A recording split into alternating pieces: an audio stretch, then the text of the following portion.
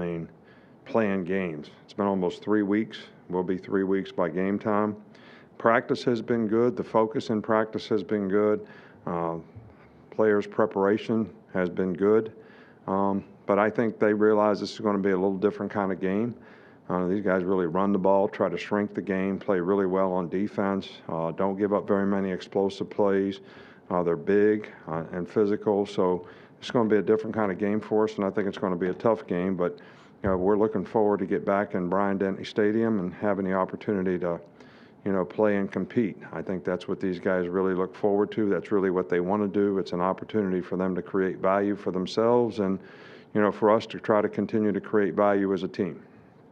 Okay, Coach, we'll go ahead and start things off with Charlie Potter. Hey, Coach, just wondering if you have an update on LeBron Ray and his availability for Saturday. He's practicing. He's back to practicing. I think it's a matter of, how confident he feels, with it in terms of his ability to use it.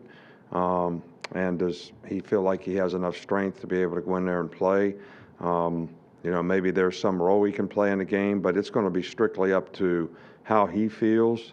We've kind of cleared him to sort of make progress, as he can. This is a different kind of injury when you've got an elbow and you're a defensive lineman and you're using your hands every play. I think, it takes time to get confidence in your ability to do that when you've had that kind of injury. Michael Casagrande with AL.com. Yeah, Nick, just wondered how have you tried to keep things normal or as close to as normal as possible this season throughout all these disruptions? Well, first off, you tell people that there's going to be disruptions, and it's going to be different, and they need to expect it and not to expect it to be the way it's always been, because it's not going to be that way. That's number one.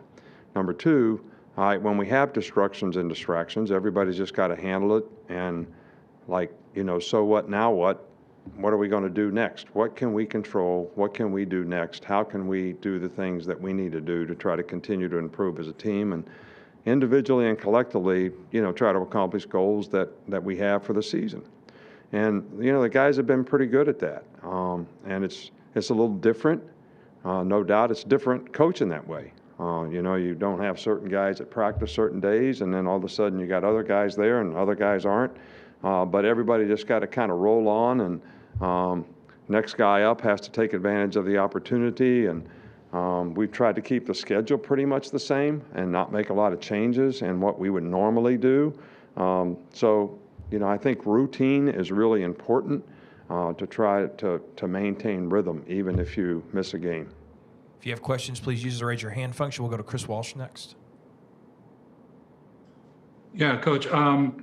I'm sure Miller Forrestall would be the first person to say he's gotten a lot better as a blocker in his time there. Can you put in context how far he's come in being a complete player at his position? Well, some guys that you recruit,